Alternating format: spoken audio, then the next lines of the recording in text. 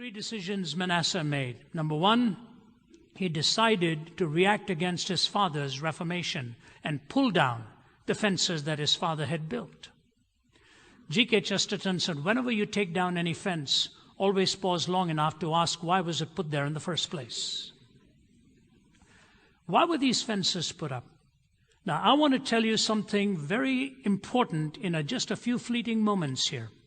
The distinction between the Hebrew race and those around them lay in this one fundamental idea. Follow me carefully. Any worldview you can study, I challenge you to think of it, any major religious worldview always makes one assumption, that if your goodness outweighs your badness, sooner or later that break will come for you, whether it's through karma or through righteousness or whatever it is.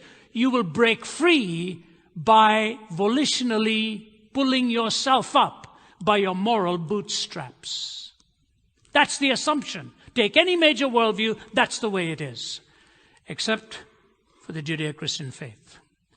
When God rescued his people from Egypt and took them into the promised land, righteousness and the moral law was given to them, but only as a sequence to redemption.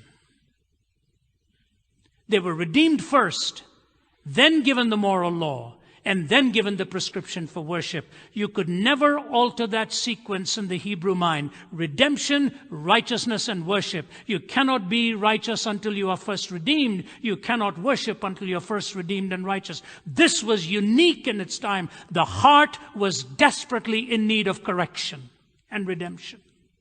That talks about your heart, my heart, every human heart. D.L. Moody said, if you take a man who's stealing nuts and bolts from a railway track and you send him to college or educate him, at the end of it, he will steal the whole railway track. It's the way it goes. We just get more sophisticated in our manipulations and our methods of deceit. That's exactly the way it is. India is a land of great mathematical and scientific geniuses, and yet the one thing that could totally destroy the country is its inability to cope with corruption. Virtually every man or woman who is involved in bringing about the Commonwealth Games to India, a great accomplishment, is now in prison. That's how it goes. And so when God was speaking to leaders, he taught them that the heart is in need of redemption. The leader's heart, your heart, my heart. And what happens with a man like Manasseh? He comes and takes all of these barricades away. And the next step follows logically.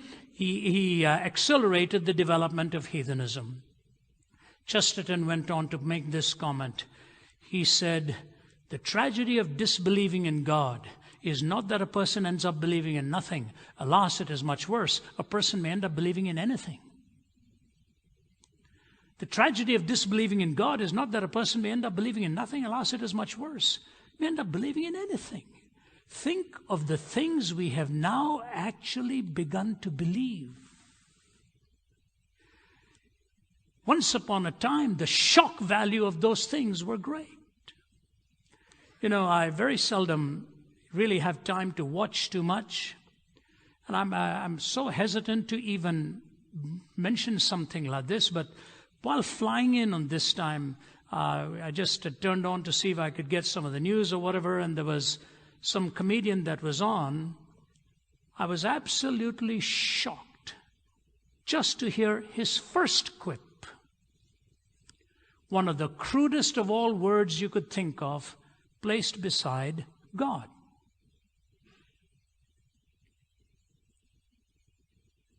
Do these people really care?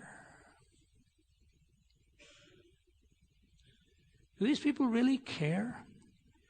That's all it took for me, just 15 seconds, and I said, this is not even funny. But you know, when you lack the genius and the skill to make people laugh, you shock them with filth and vulgarity, and that takes the place of humor. That's what's happening. Whether it's political leadership, whether